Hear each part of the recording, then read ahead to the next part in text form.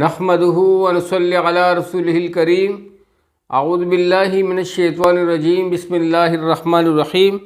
دوستو، حضرت ابو ذر غفاری رضی اللہ تعالیٰ عنہ نے حضور اقدس صلی اللہ علیہ وآلہ وسلم سے عرض کیا، یا رسول اللہ صلی اللہ علیہ وآلہ وسلم، مجھے کوئی وصیت فرما دیجئے۔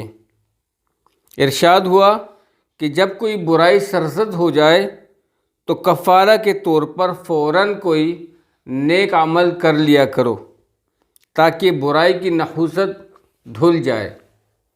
میں نے عرض کیا، یا رسول اللہ صلی اللہ علیہ وآلہ وسلم، لا الہ الا اللہ پڑھنا بھی نیکیوں میں داخل ہے؟